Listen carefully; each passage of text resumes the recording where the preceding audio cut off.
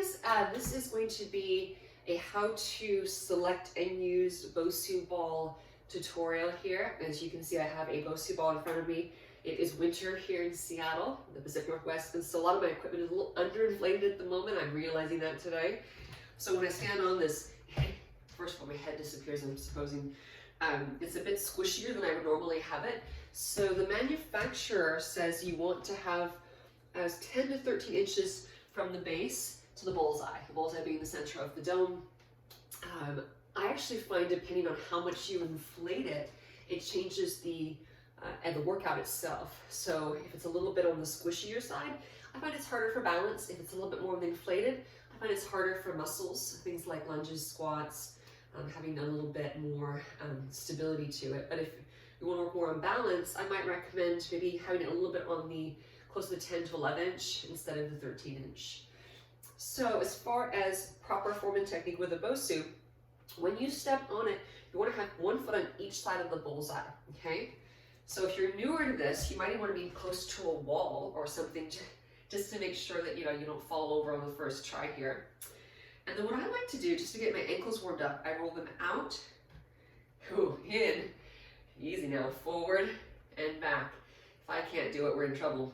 So that's what my feet are doing here. I'm just going outwards, inwards, forwards, back. It's not a whole lot, but just enough that I'm getting my ankles warmed up. And when I teach Bosu classes, I tend to start from the feet and then work my way up. So, maybe get little bends with the knees, or proper squats, or maybe side bends, just kind of working my way up. And even something as simple as turning your head or dropping an ear to shoulder will change your center of gravity. It's much harder on a Bosu. If you really want to have some fun with it, try different things where you're looking around the room or closing your eyes.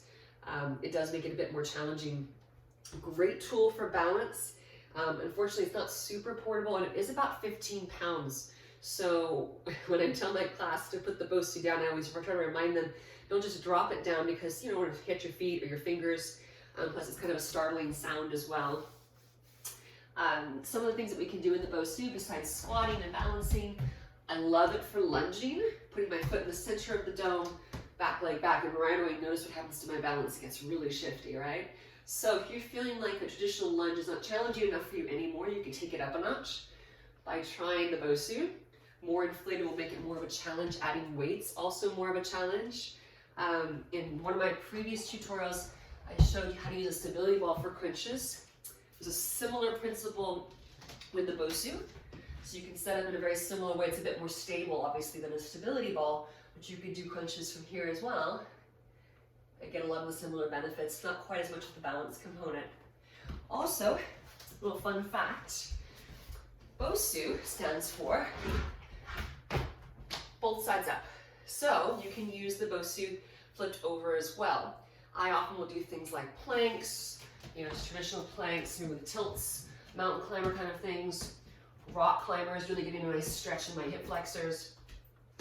The only thing is that there's these little grooves that I put my thumbs in typically when I'm teaching a class. I do find that because it's plastic and it's not really soft, maybe those hands can get a little bit tired. The only solution I have for that is just take a break, readjust, and find another position that works better for you. Let's see, anything else I wanted to say about this? You can use balance components from this side as well. You could stand on top if you're a skier, a really good way to work on your mobility as a skier. There's a great bridging one that I like. Really good for the ankles and calves. You can put one foot between the base and the bullseye once again. Maybe lift up. You can do something where you're moving that ankle forward and back. Straighten the leg, switching legs, of course. Really, the sky is the limit as far as creativity. There's a lot you can do in this. I just recommend that if you are working with someone who maybe is a bit older or has a lot of strength, being really mindful and cautious about having them lift it. Sometimes people will use it as weight training, right? Something along those lines. Okay, so hopefully that was helpful, and I look forward to working with you guys in the near future. Bye for now.